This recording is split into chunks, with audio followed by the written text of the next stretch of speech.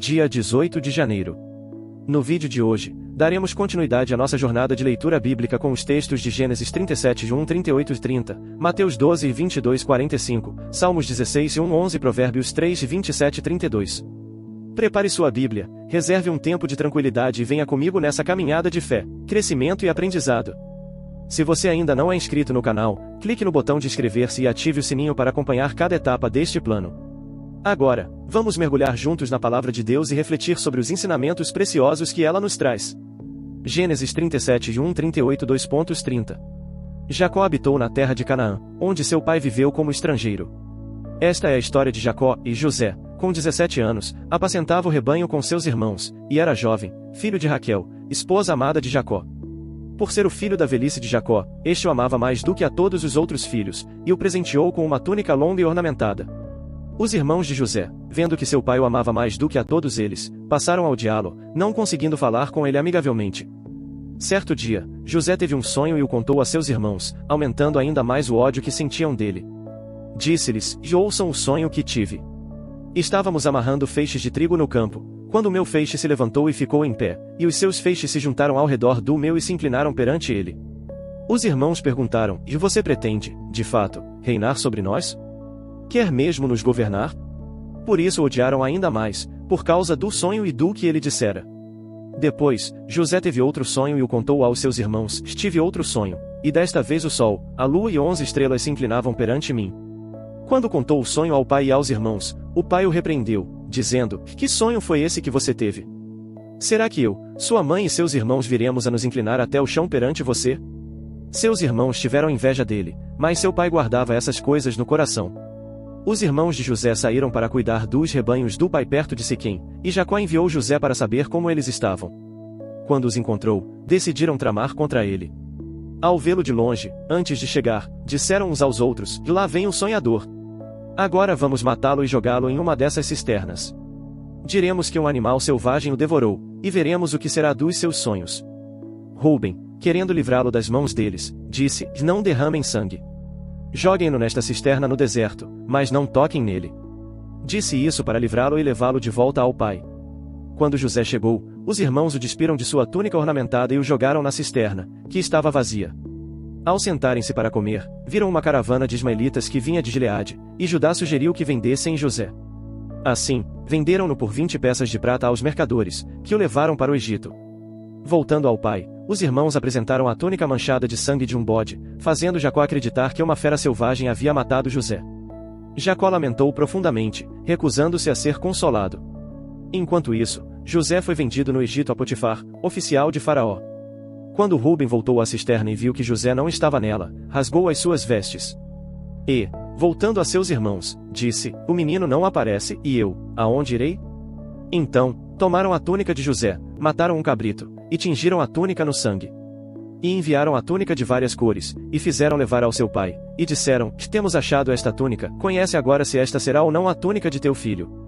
E conheceu-a e disse: é a túnica de meu filho, uma besta fera o comeu, certamente foi despedaçado José. Então, Jacó rasgou as suas vestes, pôs saco sobre os seus lombos e lamentou a seu filho muitos dias. E levantaram-se todos os seus filhos e todas as suas filhas para o consolarem, mas recusou-se a consolar e disse: porque com choro hei de descer ao meu filho até a sepultura. Assim, o chorou seu pai. E os midianitas venderam-no no Egito a Potifar, oficial de Faraó, capitão da guarda. E aconteceu, no mesmo tempo, que Judá desceu de entre seus irmãos e entrou na casa de um homem de Adulão, cujo nome era Irá. E viu Judá ali a filha de um homem cananeu, cujo nome era Sua, e tomou-a e entrou a ela. E ela concebeu e deu à luz um filho, e chamou o seu nome Ir. E tornou a conceber e deu à luz um filho, e chamou o seu nome Onã. E continuou ainda e deu à luz um filho, e chamou o seu nome Selá, e ele estava em Quisibe quando ela o teve. Judá, pois, tomou esposa para Ir, o seu primogênito, e o seu nome era Tamar. Ir, porém, o primogênito de Judá, era mau aos olhos do Senhor, pelo que o Senhor o matou. Então, disse Judá a Onã: e entra a mulher do teu irmão, e casa-te com ela, e suscita descendência a teu irmão. Onã, porém, soube que essa descendência não havia de ser para ele, e aconteceu que, quando entrava a mulher de seu irmão, derramava no chão, para não dar descendência a seu irmão. E o que fazia era mal aos olhos do Senhor, pelo que também o matou. Então, disse Judá a Tamar, sua nora: fica-te viúva na casa de teu pai, até que Selá, meu filho, cresça, porquanto disse, para que, porventura, não morra também este, como seus irmãos. Assim, foi-se Tamar e ficou na casa de seu pai. Passando-se muitos dias, morreu a filha de sua, mulher de Judá e, depois, Judá se consolou, e subiu aos tosqueadores de suas ovelhas em Timna, ele irá, o seu amigo adulamita. E deram aviso a Tamar, dizendo, e eis que o teu sogro sobe a Timna, a tosquear as suas ovelhas. Então, ela tirou de sobre si as vestes da sua viuvez, e cobriu-se com um véu, e disfarçou-se, e assentou-se à porta das águas, que estão no caminho de Timna, porque via que Selá já era grande, e ela lhe não fora dada por mulher. E, vendo-a Judá, teve-a por uma prostituta, porque ela tinha coberto o rosto. E dirigiu-se para ela no caminho e disse, ora, deixa-me entrar a ti. Porque não sabia que era sua nora. E ela disse, que me darás, para que entres a mim? E ele disse, eu te enviarei um cabrito do rebanho. E ela disse, e dar-me-ás penhor até que o envies. Então, ele disse, que penhor é que te darei? E ela disse, o teu selo, e o teu cordão, e o cajado que está em tua mão. E ele lhes deu, e entrou a ela, e ela concebeu dele. E ela se levantou e se foi, e tirou de sobre si o véu, e vestiu as vestes da sua viuvez. E Judá enviou o cabrito por mão de seu amigo adulamita, para tomar o penhor da mão da mulher, porém não a achou. E perguntou aos homens daquele lugar, dizendo, onde está a prostituta que estava no caminho junto às águas? E disseram, e aqui não esteve prostituta alguma. E tornou-se a Judá e disse, não a achei, e também disseram os homens daquele lugar, e aqui não esteve prostituta. Então, disse Judá, e tome ela, para que porventura não venhamos a cair em desprezo, eis que tenho enviado este cabrito, mas tu não a achaste. E aconteceu que, quase 3 meses depois, deram aviso a Judá, dizendo, Tamar, tua nora, adulterou e eis que está pejada do adultério. Então, disse Judá, tirai-a fora para que seja queimada. E, tirando-a fora, ela mandou dizer a seu sogro, e do homem de quem são estas coisas, eu concebi. E disse mais, conhece, peço-te, de quem é este selo, e estes cordões, e este cajado.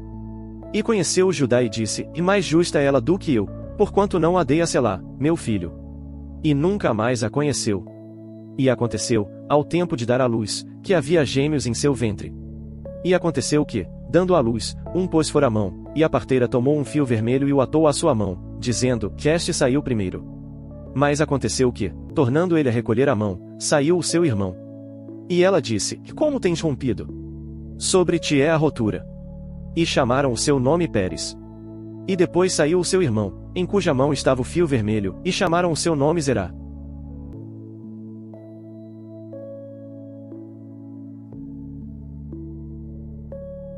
Mateus 12 22 e 45. Então trouxeram a Jesus um endemoninhado, cego e mudo, e ele o curou, de modo que o mudo falava e via. E toda a multidão se admirava e dizia, não é este o filho de Davi? Mas os fariseus, ouvindo isso, diziam, este não expulsa os demônios senão por Beelzebu, príncipe dos demônios. Jesus, porém, conhecendo os pensamentos deles, disse, e todo reino dividido contra si mesmo ficará deserto, e toda cidade ou casa dividida contra si mesma não subsistirá. E, se Satanás expulsa a Satanás, está dividido contra si mesmo, como, então, subsistirá o seu reino? E, se eu expulso demônios por Beelzebu, por quem os expulsam os filhos de vocês? Por isso, eles mesmos serão os juízes de vocês. Mas, se é pelo Espírito de Deus que eu expulso demônios, então o reino de Deus já chegou até vocês.